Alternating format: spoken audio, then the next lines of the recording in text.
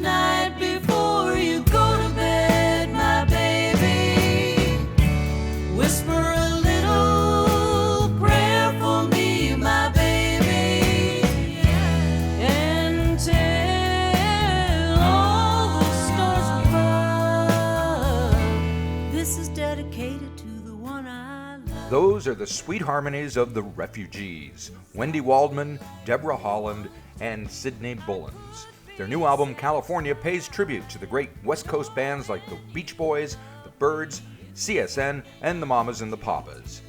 And here are all three Refugees to explain why three acclaimed songwriters are making a record of covers.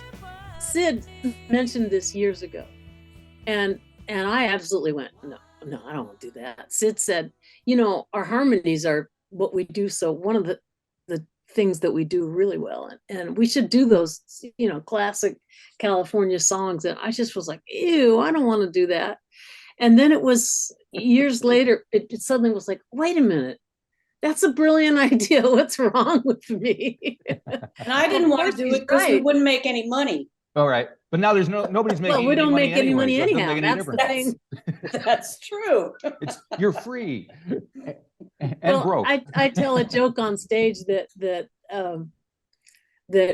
Deb didn't want to do it because she felt that we should do an album of perhaps 18th or 19th century protest songs instead, something that would really sell well. Right, that's more viable, definitely. No, I'm really glad we did it, and I'm very proud of what we did. Sid was absolutely right. So Sid, what drove you to want to make this? Very simple. I mean, we are a harmony group. We sing. I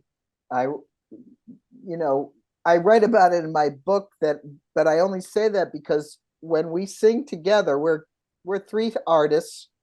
We've had solo careers and still do, but when we sing together, something really special happens. There's something that happens, and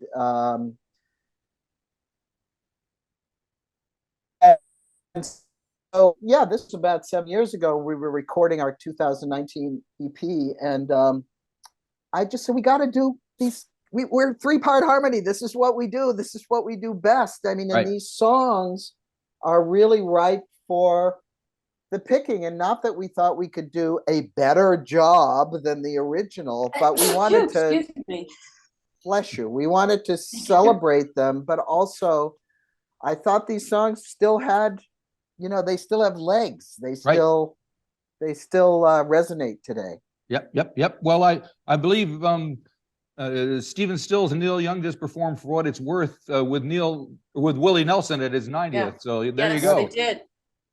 Well, great song. I mean, great songs don't die. The sign of a great song is that it can be done any number of ways. You look at the old Gershwin tunes and even older songs than that, the Stephen Foster songs or some of the classical tunes.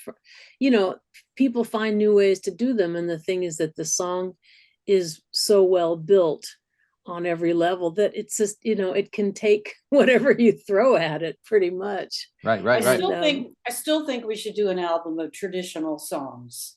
I agree with you. I'm completely like, I'll do whatever you guys say.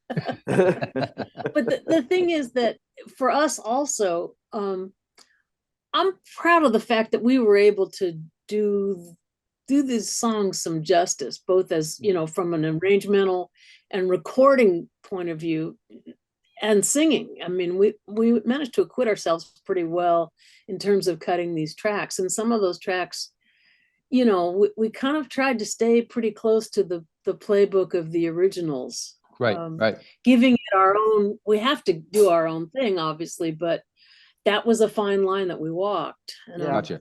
I'm really pleased with it.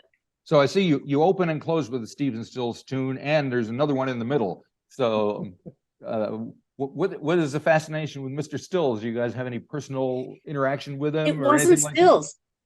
We didn't go Stills first. We went song first, and only afterwards did we go, oh man, it's like a Stephen Stills tribute album. We song and group. Song and group. Yeah. But So, obviously Stills was everywhere back then, and cross-pollinating with all those guys back then, and brilliant. He's a brilliant guitar player, brilliant songwriter, brilliant artist. And I mean, his solo album to me was one of the best albums that was back then. But you know, we didn't really go, oh, we've got to do this by this songwriter. We did it by group and by song. And it was a democratic process figuring out which songs to do. We all had our favorites and we all had our, you know, our opinions about what we wanted to do. But it was, and also it was, what could we do the best with? Right. Gotcha. And so Deb, why don't you? Well, the only thing I was going to say is I didn't even realize till it came time to do the credits that Dedicated to the One I Love wasn't written by John Phillips. Right. That it was a cover tune for the Mamas and Papas. I didn't even know that. Who was it? The Five Royals, I think, did it back in the 50s. Something like that. Some 50s. Sloman Paulman wrote it, I think. Wow. There's like, I Now think there's that a man song, who knows his songwriters. I know. I may be think that wrong, has but I like- may be right too. I think there's 4 songwriters listed on that song, or 3. Or It's a beautiful song. oh no, that's Sail on Sailor. Sail on That's like- Sailor. Yeah. Yeah. So you're covering the Beach Boys, Mamas and Papas, Crosby, Stills and Nash, all great harmony. They all have their own style of putting their voices together. So when you're attempting to put your own stamp on it, did you listen to the way they put their voices together, or did you try and forget it and just do your own thing? We listened extremely closely, and in the case of a couple of them, in particular Sin City, there was so much to learn from on every level. Looking at the construction of Sin City as a record, as a vocal arrangement relative to its time, there were things we learned. The phrasing, Graham Parsons' phrasing, those guys, the way they phrased, people don't phrase like that anymore. It was the birth of the California folk country era. And these guys were just throwing it at the wall. They were going, okay, let's do this tune, or let's write this tune, let's do it. And the way they phrased, they had so much, in a way, they had so much more freedom and so much less self-consciousness than any artist does today. I mean, I defy anybody to be that loose, because it was brand new. So they were inventing. So what we did, I was just so touched by I mean, they were sitting back on the beat the way they were singing. There were very strange little anomalies in that vocal arrangement. So Deb and I deconstructed it pretty much breath by breath, and found, okay, in the first chorus, one of the harmonies raises, but in the second chorus it doesn't. And did they plan it? I doubt it. I really doubt it. I think it was just, hey man, let's sing. And we learned a lot. And on that one in particular, we did add a harmony, but the core of it is as exact to what those guys did as I think anybody could do. Yeah, I was just going to add, Marty, Please. All the vocals are the original vocals. Right. And we painstakingly had to work out the harmonies from Sail on Sailor and Good Vibrations and the Mamas and Papas. They're incredibly complex. The only thing that we did was occasionally add a third part when there wasn't a third part. Right. I think, right, guys? Is that? Yeah, no, we definitely did. I think that's all we did. Right. Yeah, that's what we did. And a couple that we did add are really beautiful too. Now I think it's interesting because instead of adding somebody like a song by the Eagles, which would be kind of a no-brainer, you've got Sly and the Family Stone in there, which is not a no-brainer, but they're from San Francisco, right? So California. So whose idea was it to cover Stan? That was my idea. I was pushing for Taj Mahal and the Rising Suns, and I got blown out of the water because they weren't, Taj wasn't a vocal group. Taj is Taj. And Deb said, okay, but how about this? And of course, Sly, one of the great record makers of all time, and bands, and And did you want to say anything And more about also, it, as Deborah? Deb was going to say, we didn't want to just do white people. Yeah, right. Fair enough. Yeah. Yeah. And Now I'm actually, think- Sly, yeah. Sly produced sorry. like the Beau Brummels and stuff, which were great, you know, kind of British invasion type of. Love San the Beau Francisco band. Brummels. Sly what's is and was incredible. Yep, yep. I think they're making a film about him now, and he's actually coming around to help around with it. So it should be an interesting. Who's playing My Sly? ex-brother-in-law, Jeff Kalis, wrote the definitive biography of Sly Stone. Right. I don't know if it's Yeah, I a think if it's it's a dramatization now. or a documentary, but whatever it is, it'll be Oh, interesting. okay. Yeah, Yeah. for sure. Yeah, yeah. So do each of you have your own favorite on the album that starting with Sid that you kind of take a shine to? That's a tough one because I don't know. I mean, I'm a huge Crosby, Stills, Nash and Young, burrito. I mean, I love all that stuff. Right. And so I don't have a favorite, but I have to say, and it's interesting for me to say this because I love You Don't Have to Cry. I love Rock and Roll Star. I think we did a great job on the Byrds thing. I love, Carry On. I mean, I knew the words to Carry On. I didn't have to look. I knew my harmony. I mean, because I sang those songs, in the Mamas and the Papas. I sang Monday in high school with all my friends. We knew all the parts. Yep. But Good Vibrations, what and I say they because Deborah and Wendy, I was busy writing my book. Right. And I said to them, because we decided to do this right when I was in the middle of that, the meat of it. And I said, I really can't do anything. I have a deadline. So you guys flush everything out. And they were so meticulous, and when they with the harmonies and everything and the track, Carl C. Love on bass, by the way, the band that we've used before, and they're great session players, Carl C. Right. Love on bass and Scott Babcock on drums, and Wendy's Well, our co-producer, Abraham Parker, Right. right, great and, musician. So Wendy and musician. your son. And I'm going to produced it, say, right? I'm sorry, she never says it, but he's her son. Yeah. And he is fantastic. She doesn't say that because she wants him to have his own thing. No, Fair. he's a genius, Well, and he he's her does. son. And he does have his own thing. But Good Vibrations to me, I think every time I hear it, I just can't almost believe it because it's really so it's spot on, but there's something that the little bit of refugizing we did to it, I Right. think it stands out. Cool. And what about you, Deborah? So happy. Did you have a favorite? I do not have a favorite. I love them all. You're not Yeah. going there. I can't. I Well, I wouldn't know one to pick. And Good Vibrations is not my favorite, but I'm picking it out. It was Fair enough. it was the hardest, but no, I can imagine. honestly I love them all. Yeah. And Wendy? Well, I mean, I love them all, but I really dig two in particular, just that appeal to me.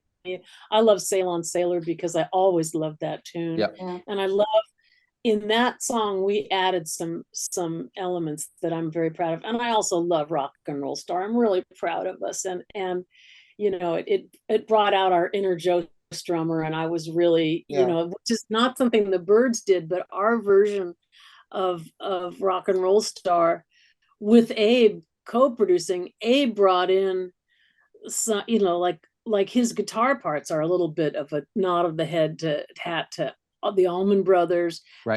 There's another, it's kind of a little more punked out, and Right. I just love it. Well, Patti Of course Smith I did a love pretty Good good version of it back in the day as well. So there you go. Yeah.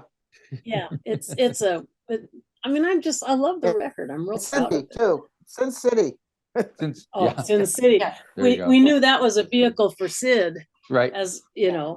great vehicle for the vocals. That song for me, Sin City, the vocal sits so well with my new voice, I guess you could say. Okay. And it's so much fun to sing, and I just love singing with these guys. I just love when our voices And that one's simple. It's just 3 parts. There's no overlay and nothing else going on. It's just, it is what it is. It's right there. It's 3-part harmony. Deb adds the 3rd part, which we added to that song. And seems completely natural, right? It's almost like that was. That's right. I forget that it was that there. You reminded me, in fact. Oh yeah, there's only 2 parts on there. Yeah. How could that be? Excellent. So I know you guys all have other stuff going on, but once the album comes out, are you going to kind of stay together and do some shows, or what are you thinking about? Are you going your separate ways and doing your other things? No, we're playing in 2 regions in the fall. We sort of said, because of what you mentioned, that we're all very, very busy, and also, you know, the question of touring is an ever-present question. It's not clear that for us, the life of folk troubadours in the van doing 300 days a year is the best use of our time. Right. You know, we're doing a lot of other stuff, so we're kind of trying to up our social media stuff. We just shot 4 videos. We picked out several regions. We said, okay, we think we could, you know, we'll play here, and probably, you know, so we're going to be we're going to do some more LA dates. Then we're going to do Nashville, Chicago. Maybe next year we'll go up to the Northwest. Right. Where Deb is, and where we've British got some Columbia. traction, and maybe to the Northeast. And I am trying to figure out, I'd like us to see if there's any label in Japan that would like us. I feel like, seems like, and I may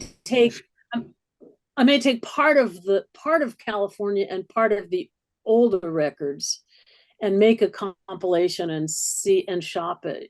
I just feel like we would do well there, and of course I wouldn't turn down touring in New Zealand. I was just going to say, let's go, man. There. it's inspirational. You'll all have new songs written after you drive around here. I'll guarantee it. Oh, that's for sure. That's for sure.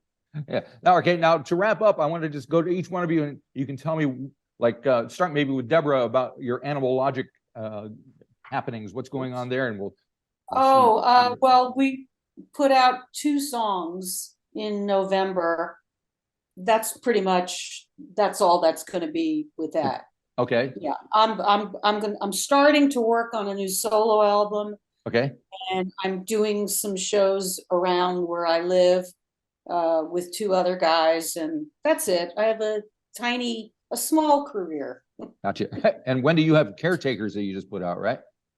Your solo I'm album? about to put it out. It's going to come out in the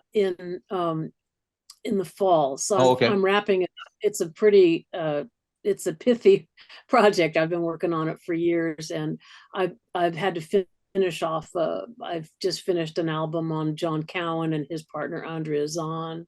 Been doing some other things as well. Sorry, and stop, people. Okay, and so finally getting around to my next solo record. The last one was 2007, so I'm a little overdue, but I'm really stoked about it. Right. So and Andrea Zahn played on our record. Oh, good. Yeah, Andrea Zahn, I just talked to her last night because I'm just wrapping up. She and John Cowan, of course, who's just gotten back from touring with the Doobies. In fact, they were down your way. Yep. They have a killer band, and I produced them. And then I also have some other stuff that I've done. Gotcha. And I'm doing a lot of video work with this band. No, good times. So Sid, what are you up to? Oh, you got the book written. What else are you doing? My book, Transelectric, My Life as a Cosmic Rock Star, with forward by Sir Elton John. I have to do the sales pitch. Is being released June 6th. And so we're getting ready for that, and I'm starting to do some publicity for that. I also I have an album coming out that's actually being re-released called Walking Through This World by Kill Rock Stars Records here in Nashville. Cool. And it used to be from the Northwest, and they've got an imprint here. And the Refugees. And so it's busy for me. I think the book is gonna keep me busy for a while. So. Excellent. All righty. Well, thank you, all 3 of you, for talking to me. Thank you. This dreary Thanks, Marty. Tuesday morning in Auckland. Aw. Yeah, we're happy to be here. Thank you for brighten up having us. today. And good luck when the record comes out there on the 19th and with all your other adventures as well. And maybe you can make it down here sometime. We'd love We to hope see you. so. Hope so. Great. Yeah. From your lips. Take care. Thanks. All right, we'll see Thank you. you. Bye-bye. Bye. Bye-bye.